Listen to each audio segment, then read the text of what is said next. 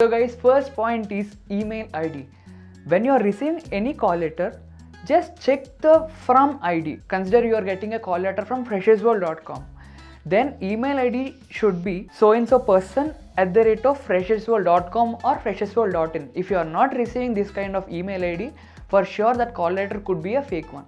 So guys, the second point is a call. Consider you have received a call letter. So how to find it out whether you have received a fake one or a real one? My name is Chaitanya. They'll just call me and say like, Chaitanya, we have a job role in so and so company, or like we have a job role in this our company. So are you comfortable in this? So if you're okay, we'll generate a call letter. In general they'll call and ask. Or second case is, first you have to apply for this job. A lot of people randomly apply for jobs when they are so much desperate to get a job. But you also have to see whether, what kind of job you are applying for, and you also should be familiar about the company names when you are applying for a job. So guys, the third point is amount. In general, I receive a mail from top MNC saying that you have been shortlisted for so and so role and you have to pay some amount for this.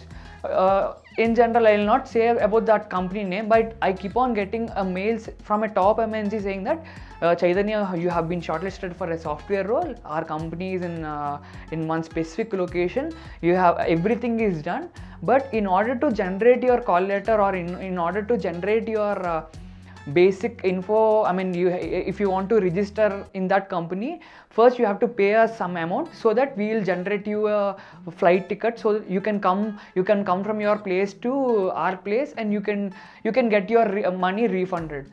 Obviously 110% it's a fake one. So guys, the fourth point is where you have received that mail. Are you thinking like, obviously it's in my Gmail? No, I mean to say there are a couple of portions in Gmail. Either it could be inbox, promotions, social, or multiple sub tabs. Consider if you have received a mail in spam, that is around 80% chance that it's a spam content, or it could be a fake one. Why I'm just saying this? Because in general this kind of mails they'll send for lakhs of people. Before you, a lot of people might have already opened it and they might have considered already this mail is a fake one or a spammed one. So what they'll do is they'll make that mail as spammed one. So obviously that mail you will receive in spam. So when you get this kind of mails in spam, for sure it could be a fake one. So guys, the fifth one is OJT or training. A lot of people will just simply say or write in a mail saying that you have been shortlisted for a so and so role and the package is so and so, and in general they'll write a company details, could be a name of a training institute, and a lot of people will go there. Then they'll come to know that it's a training institute and they're not providing a job. Couple of training institutes are there. What they'll just say is, we have been associated with so and so company, so for sure will offer you a job. There is 60-40%. The 60% could be a fake one. In order to generate some leads, they keep on sending this kind of mails, and 40% could be real. But a lot of job seekers, they keep on complaining us, or they'll complaining in the consumer complaint box. I keep on seeing this, so that's why I'm just saying it out. When you're receiving a mail like OJT training, OJT means on the job training or direct training word, and then getting placed, it could be a fake one. But there is also a sub case, like some top MNCs now they are hiring for business development associate roles and all. By training them in top-notch universities. From there again they will take back to their companies.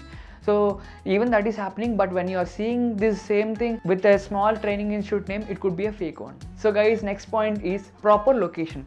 In general, a lot of people will receive some call letter mails and all.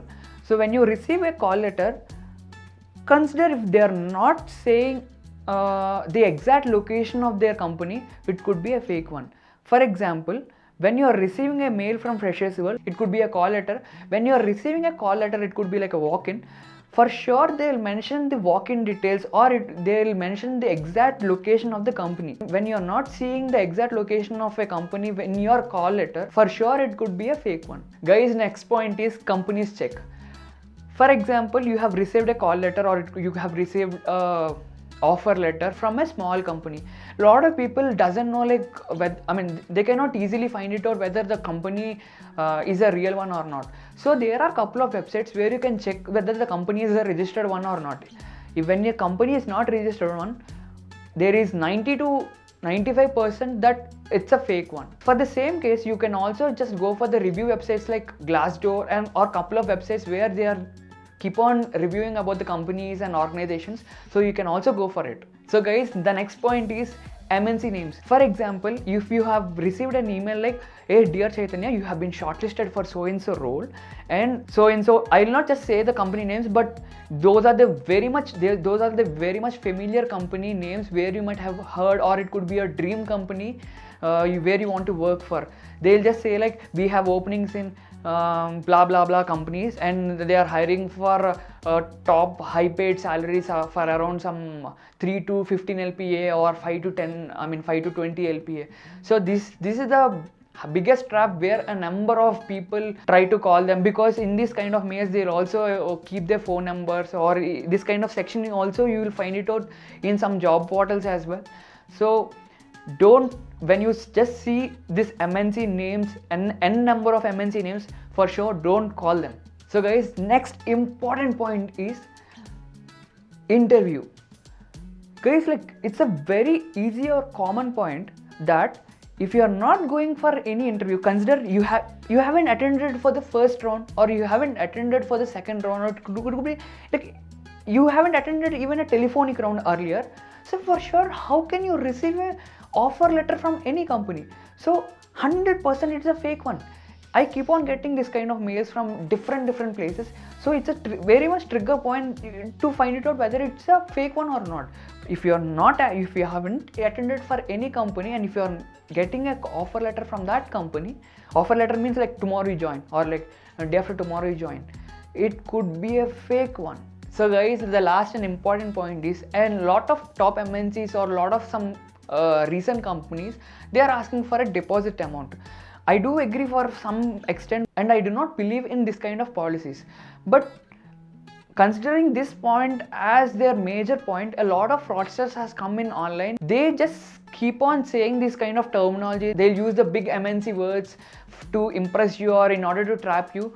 So I clearly suggest you not to go for this kind of deposit kind of scheme. Like for example, they'll just say like, you have shortlisted for software engineer role, but you have to deposit so and so money in order to, if you want to break the bond in between, that money will be taken by the company, or if you work for 1 year or 2 years of span, that amount will return you back when you are leaving that company. These kind of situations are mostly happening in current recruitment industry. So be aware whether this is genuine or fake one.